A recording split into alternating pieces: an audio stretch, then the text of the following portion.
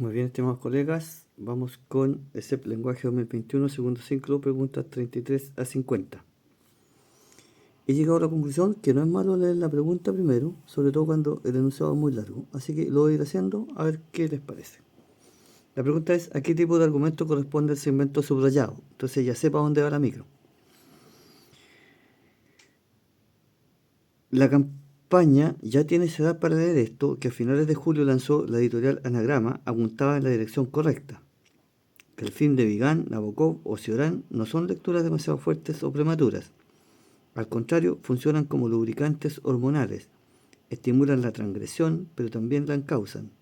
Nos permiten alfabetizar el deseo y sublimar el fracaso, poner en palabras a una visceralidad recién descubierta.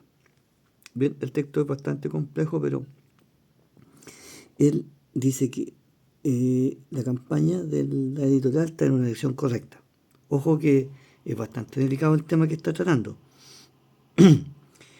Ya tienes edad para esto, es para leer a Nabokov, por ejemplo, y su famosa novela Lolita, ¿ya? Los otros autores no los conozco a todo esto, ¿ya? Pero está diciendo que esas lecturas serían buenas, serían correctas para, suponte, jóvenes de 13, 12, 13, 14 años, ¿ya? Eh, y argumenta ahí que no son lecturas demasiado fuertes o prematuras. Al contrario, funcionan como lubricantes hormonales. Estimulan la transgresión, pero también la encausan. Son fuertes las declaraciones de todo esto. Nos permiten alfabetizar el deseo y sublimar el fracaso. Poner en palabras a una visceralidad recién descubierta. Con eso está hablando de una sexualidad recién descubierta. ¿Ya? Bueno, nos trata de convencer el autor de que esto es correcto, que esto apunta en la dirección correcta, apela a nuestros sentimientos y por lo tanto corresponde a un argumento emocional. ¿Ya? No hay, digamos, hechos, hay más que nada opinión. ¿Ya? Y por lo tanto el argumento es fundamentalmente emocional. Vamos con pregunta siguiente, 33. Bueno, aquí voy a hacer lo que acabo de decir. La pregunta es, ¿a qué parte de la estructura del texto argumentativo corresponde el segmento subrayado? O sea, aquí hay un texto argumentativo, ¿ya? Bueno, dice, el texto subrayado está ahí. La renuncia de Rodrigo Sandoval a la dirección del Departamento de Extranjería e Inmigración da cuenta de las serias dificultades que han existido en este y otros gobiernos para sacar adelante una nueva ley migratoria. La actual legislación está vigente desde hace 42 años. Y si la consideramos desde el retorno a la democracia, hemos esperado 27 años para contar con una ley que responda a los requerimientos y estándares internacionales en esta materia. Frente a esto, ¿dónde radica la dificultad si todos estamos consensuando que la legislación actual no guarda ninguna relación con la realidad migratoria que vive Chile?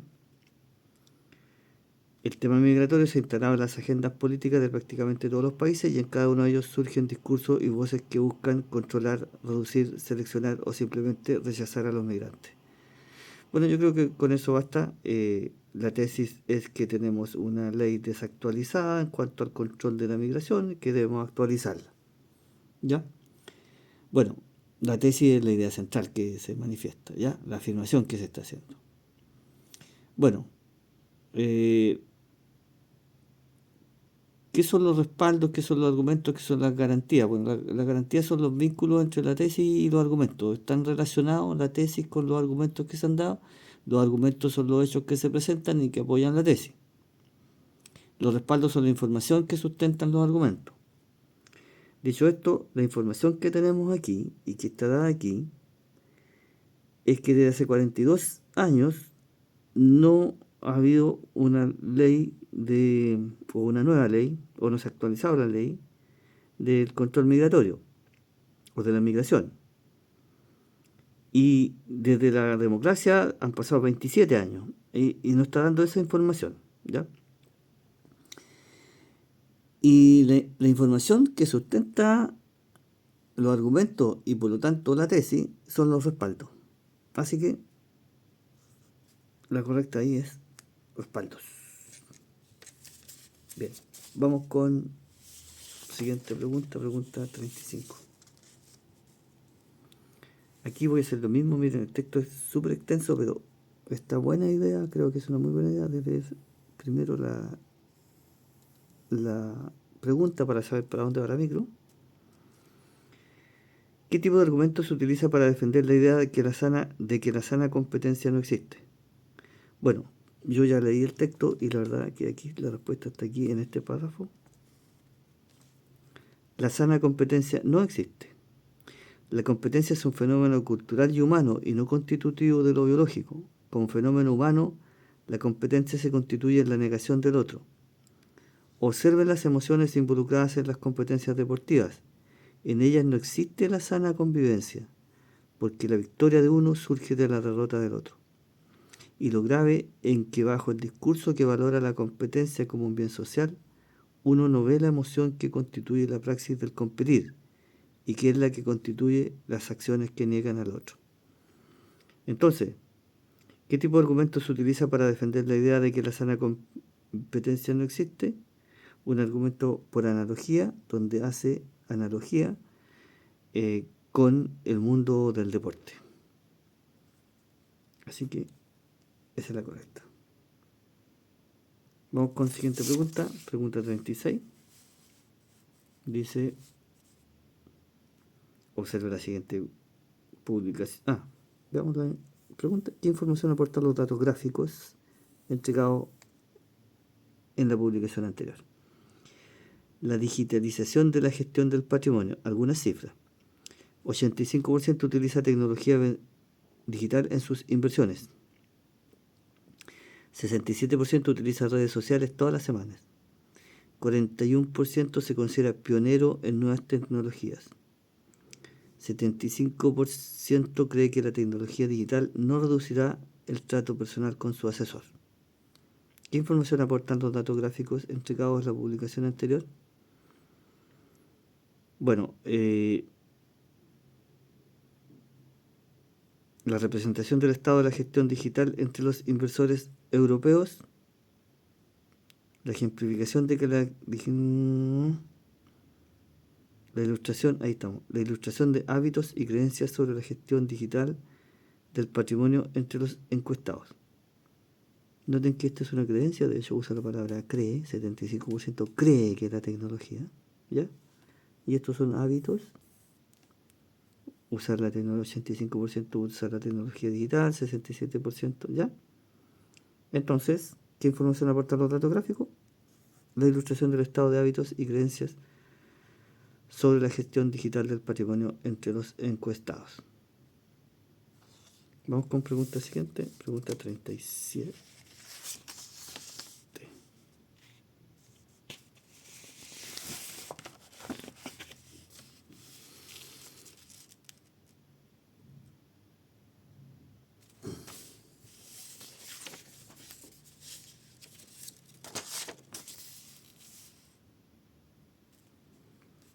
Observe y analice la siguiente infografía correspondiente a un estudio acerca de los hábitos y productos menos utilizados en diferentes regiones del mundo.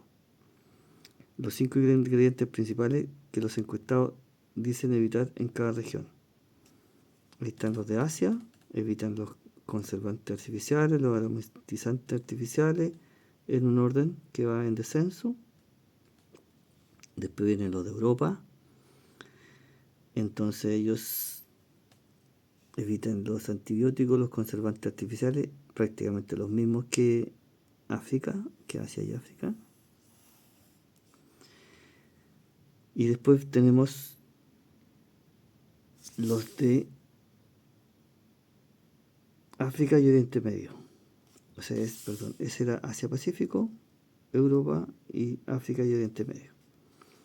Según la infografía anterior, ¿qué ingredientes solo es evitado en Europa? Bueno, esto está muy claro, el GMO aparece solo en Europa y no en los demás.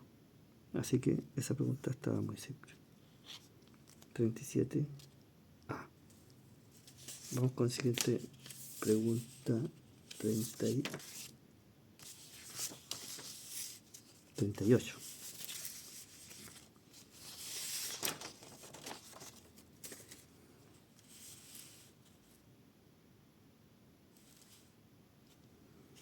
¿Cuál pudo ser entonces el motivo de que ese fruto de la nueva era, según su mover, esté aún pendiente?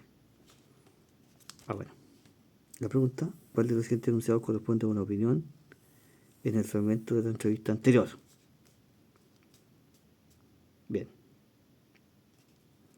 ¿Cuál puede ser entonces el motivo de que ese fruto de la nueva era, según su modo de ver, esté aún pendiente? Una de las críticas a la nueva era es su gran narcisismo. Y el ataque a esa gente que se está mirando el ombligo. El preocuparse de sí mismo era visto como un gran descuido a las responsabilidades. Yo formé parte de ese movimiento y comprobé la vitalidad que tenía la gente. Eran casi heroicos. Se podría decir que seguían de cierta manera los preceptos del Cristo cuando dice: deja tu familia y sígueme. Que la gente dejara atrás todas las convenciones y marchara a la aventura fue interpretado negativamente. Se les acusó de gente irresponsable que dejaba sus ocupaciones como si no fueran un proceso natural en que el primero ha de ser larva para luego ser crisálida antes de llegar a ser mariposa. Hay personas que tienen que ser menos útiles a la sociedad de lo que puedan ser otras, porque están buscando el alma. ¿Cuál de los siguientes enunciados corresponde a una opinión en el fragmento de la entrevista anterior? Bueno, normalmente nos hacen distinguir entre hechos y opiniones. Los hechos son siempre verificables y las opiniones no, son opiniones, no son hechos. ¿Ya? Entonces, visto esto,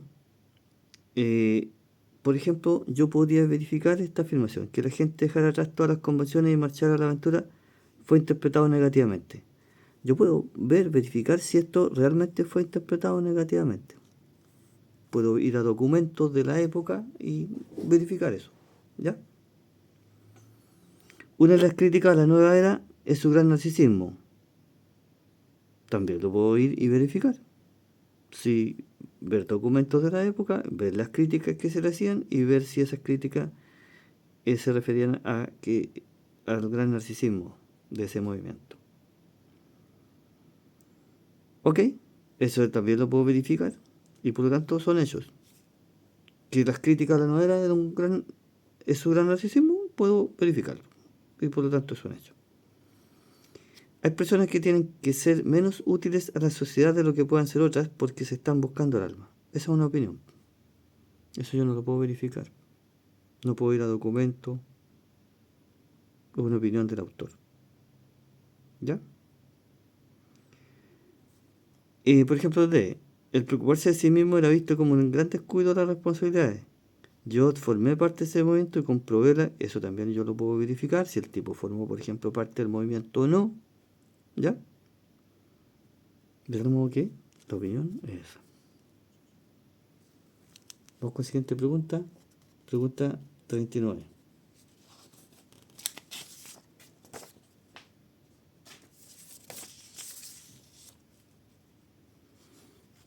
¿Qué enunciado del texto anterior corresponde a un hecho?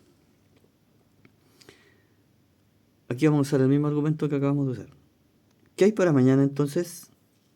Pues para mañana se estima una máxima de 9 grados y llueve al fin. Mañana no, pero sí está anunciado un poco de lluvia para este fin de semana. Pero eso lo estamos escuchando hace rato y bla, bla, bla, bla. ¿Qué enunciado anterior corresponde a un hecho? Lo que sea verificable. Algo que ocurrió.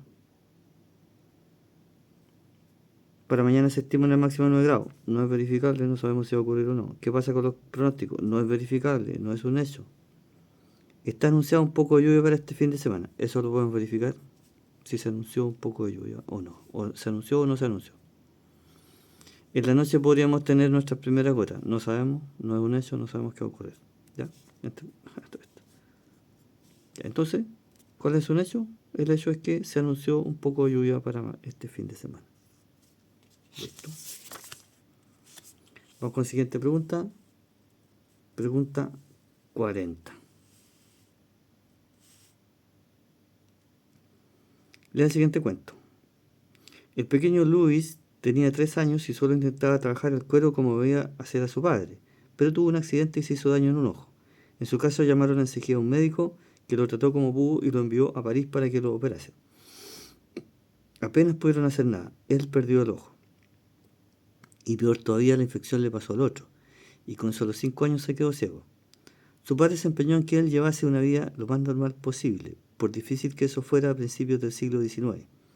A su vez le enseñó a moverse por su pueblo con bastones que él se fabricaba, y lo inscribió en el colegio local.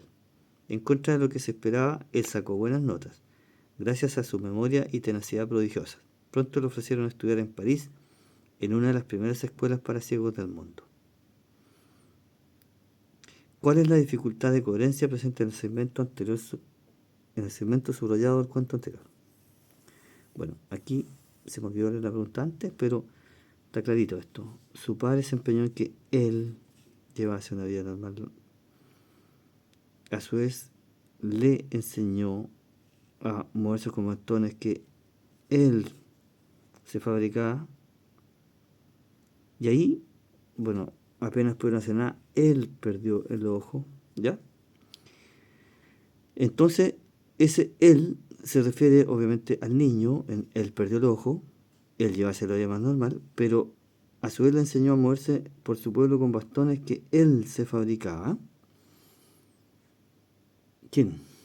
¿El niño? ¿Luis? ¿O su papá fabricaba los bastones? Entonces, ahí está la confusión, es decir, pérdida de referente del pronombre. El referente es el niño, el padre, y ahí tenemos entonces dificultad de coherencia. Vamos con la siguiente pregunta. Pregunta 41.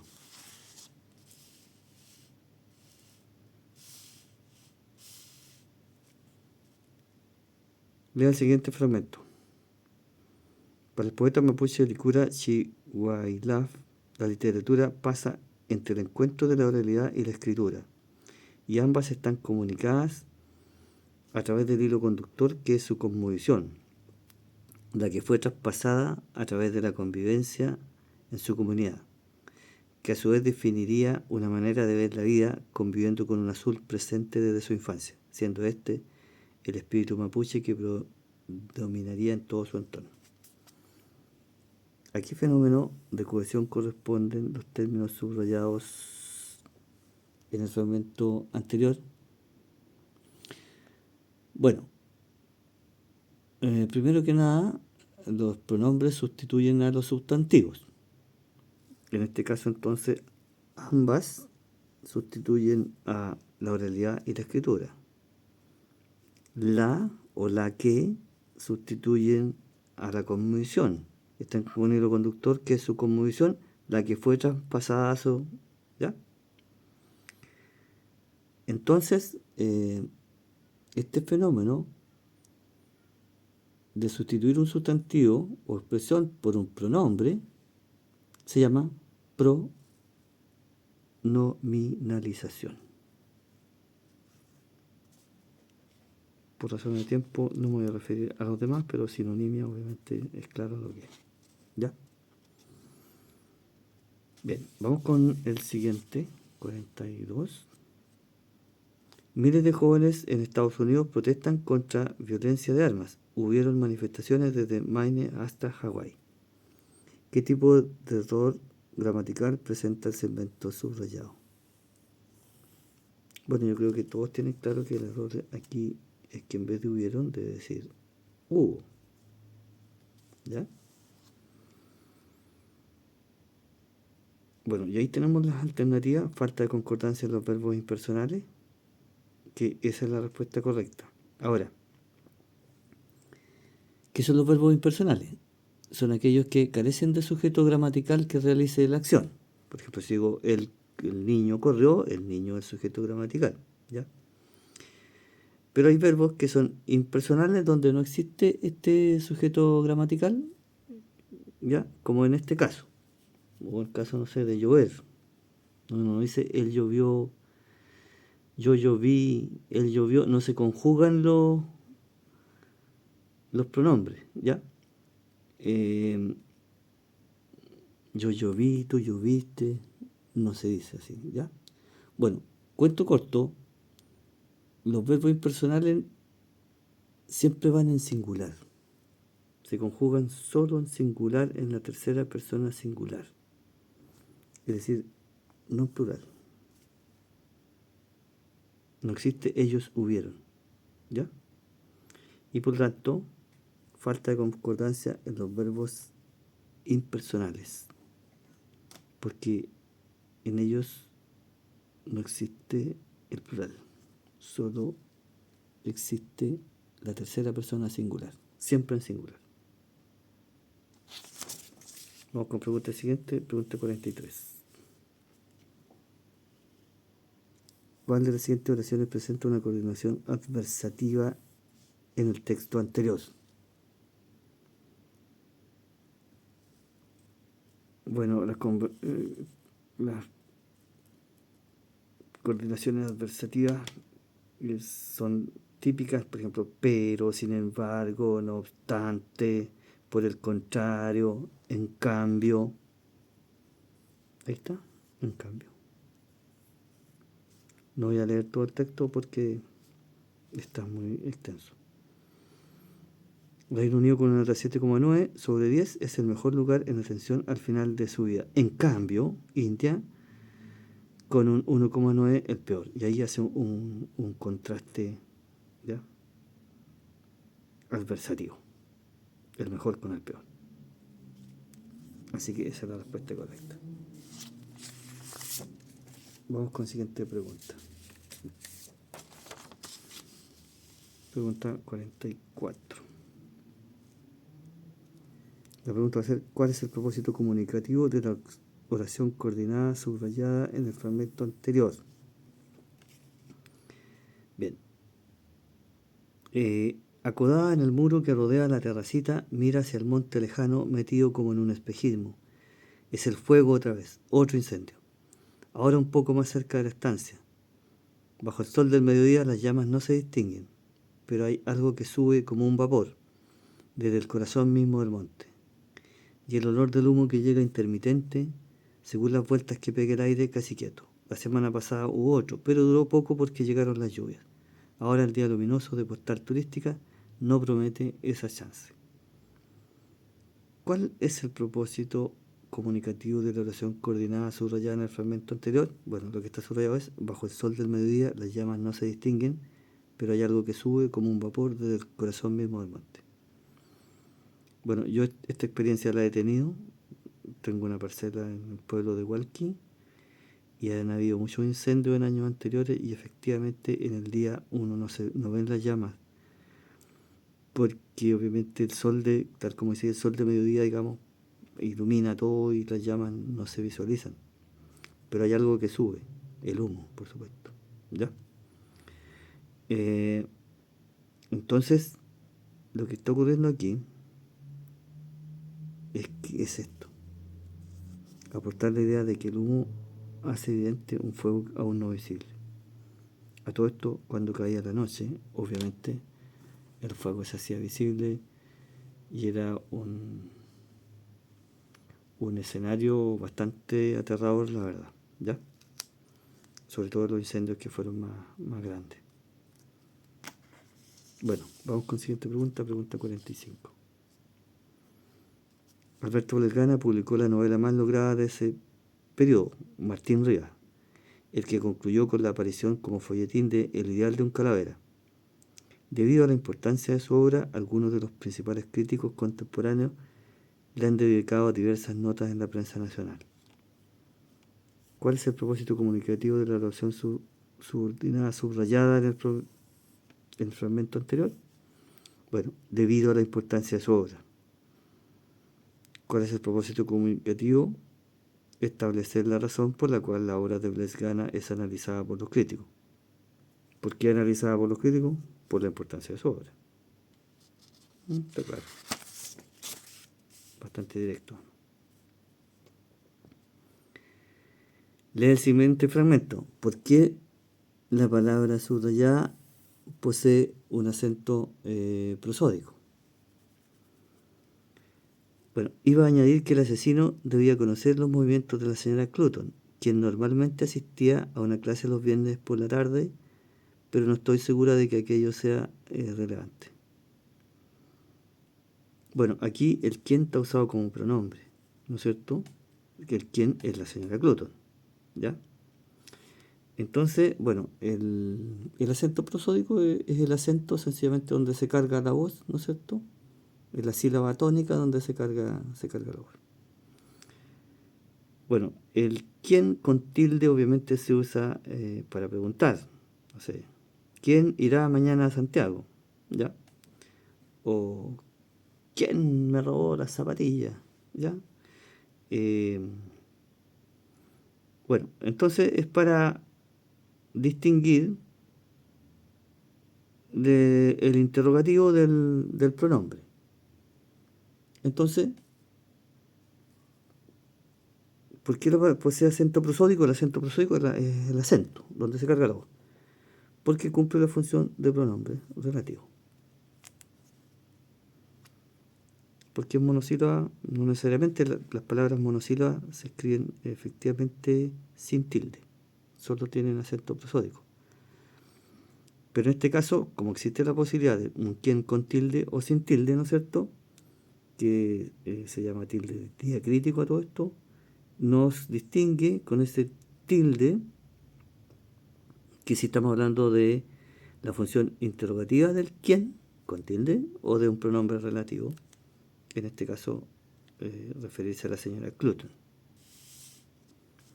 Vamos con la siguiente pregunta, pregunta 47.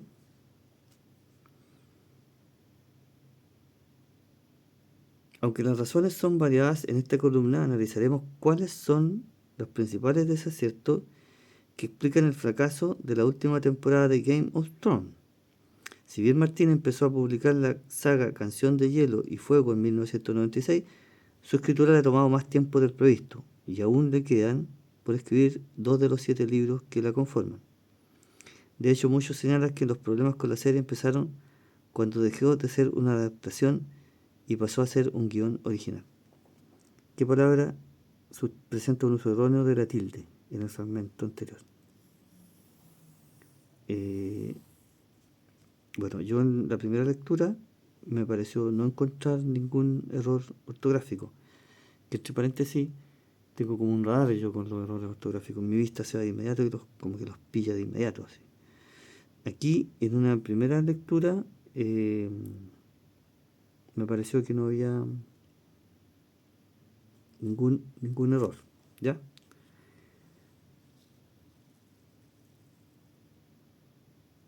Bueno, entonces,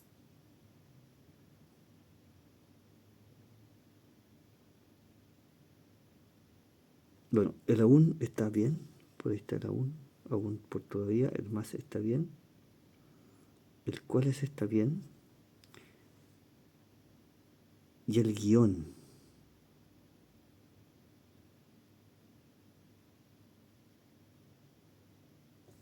El guión.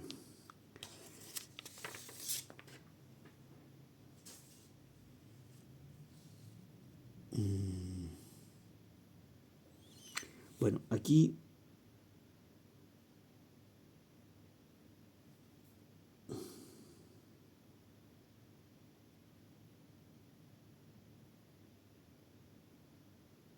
en Villar. 47. La da como correcta, no sé.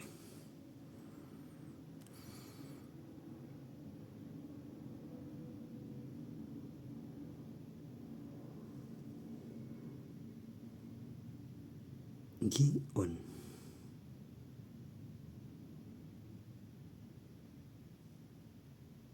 Tenemos marcada en la vocal abierta la tilde.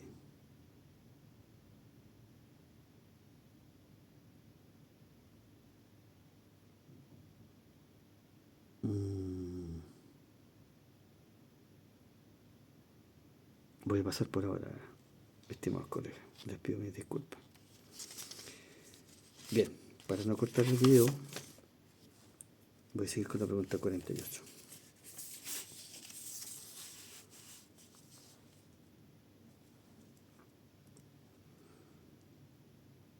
Lee el siguiente fragmento.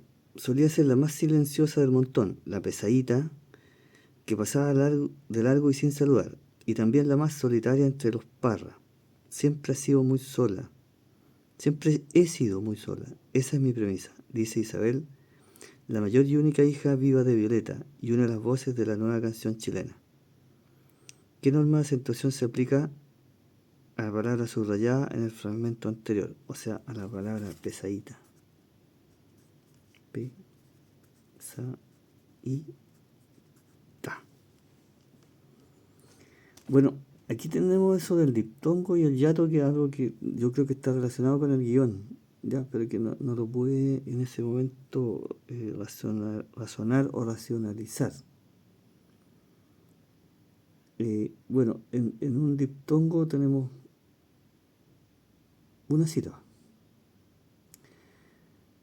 pero aquí tenemos pesaita, por ejemplo. Si no hubiera tilde sería pesaita, y aquí es pesaita, ¿ya?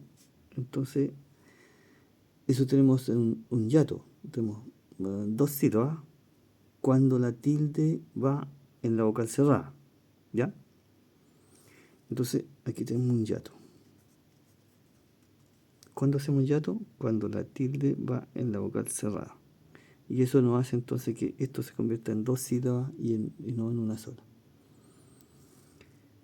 Entonces,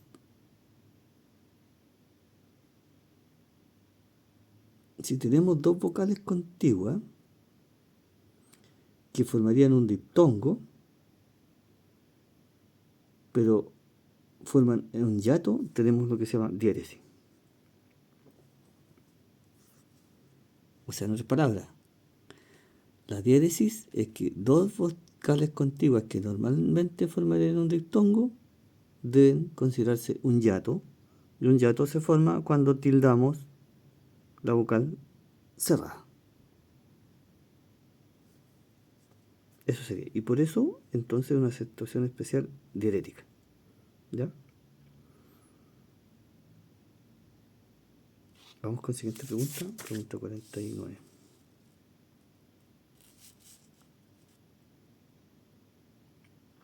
Me quedo dando vuelta al guión. Obviamente termino esto y lo voy a estudiar de inmediato. Bien, vamos con... Lee el siguiente texto. Bueno. ¿Qué elemento permite al orador expresarse en forma clara y adecuada? Vamos ahora a retroceder en el tiempo, ya que hablaremos hoy de William Blake, que nació en Londres en 1757 y murió en esa ciudad en 1827. Las razones que me han llevado a no estudiar antes a Blake son fácilmente explicables, porque mis propósitos eran los de explicar el movimiento romántico, fundándolo en algunas figuras representativas, el más Persson, el precursor, y luego en los dos grandes poetas Wordsworth y Coleridge. En cambio, William Blake queda no solo fuera de la corriente pseudoclásica, de la corriente representada, por elegir el término más alto, por pop, sino que queda fuera del movimiento romántico también. Es un poeta individual y si algo podemos vincularlo, ya que como dijo Rubén Darío, no existe el Adán literario, tendremos que vincularlo a tradiciones mucho más antiguas, a los herejes cátaros del sur de Francia, a los gnósticos del Asia Menor y de Alejandría, de los primeros siglos de la era cristiana, y desde luego el pensador sueco grande y visionario Emanuel Swedenborg. De suerte que él era como un individuo aislado, sus contemporáneos lo consideran un poco como loco, quizás lo fue visionario como lo había sido Swedenborg también, y desde luego sus obras circularon poco en su tiempo. Además se le conocía como grabador, como dibujante, como escritor. Bueno, si ustedes se fijan aquí, el texto está perfecto, ¿ya? Bueno, parte con un dato biográfico, si ustedes se fijan, dónde nació, dónde murió, ¿ya? Y luego nos va dando progresivamente a conocer el personaje, profundizando en el personaje y vinculándolo con distintos movimientos literarios. Es decir, el autor está haciendo una progresión temática del tema que está desarrollando. Y por eso la alternativa correcta ahí sería la alternativa B. Vamos con pregunta 50 y última. Lee el siguiente fragmento de entrevista. ¿Qué forma discursiva emplea el entrevistado? Esa es la pregunta. Uno siempre le echa una miradita también a la respuesta, ¿sí? ¿El amor y la censura se entrecruzan en sus relaciones con él, su padre? Hay momentos muy poéticos en mis relaciones con él. Por ejemplo, cuando íbamos al campo. Mi abuela tenía propiedades en los alrededores de San Carlos, en Ñiquén, hacia la costa. Y más de alguna vez yo fui con mi padre. Nos íbamos en tren hasta Ñiquén y después a pie. El lugar estaba a unos kilómetros de distancia. Leguas se decía en esos tiempos. Para mí, esto era muy impresionante. Son experiencias mágicas que yo no he logrado descifrar todavía plenamente, ni mucho menos destruir. Él buscaba huevos, robaba huevos de los pájaros, de las diucas, y me los daba. Qué lindo es eso. Bueno, NP es Nicanor Parra, todo esto. Eso es muy lindo. Y todo esto entre los espinos, entre ese paisaje gredoso y arcilloso de la zona. La caminata era larga, seguramente que a mí me daba hambre, y entonces esos huevos de diuca eran, pero los manjares del cielo. Y yo lo veo todavía semi enredado en las ramas de los espinos tratando de alcanzar el nido. Era una relación muy idílica. Entrevista a Nicanor Parra. ¿Qué forma discursiva emplea el entrevistado? Bueno, claramente narración. Él narra los hechos de su niñez, ¿ya? Conviviendo ahí con su padre, y narra una linda historia. Bueno, eso es por ahora, colegas, y mis disculpas por el guión. Me pondré a estudiarlo de inmediato. Muchas gracias.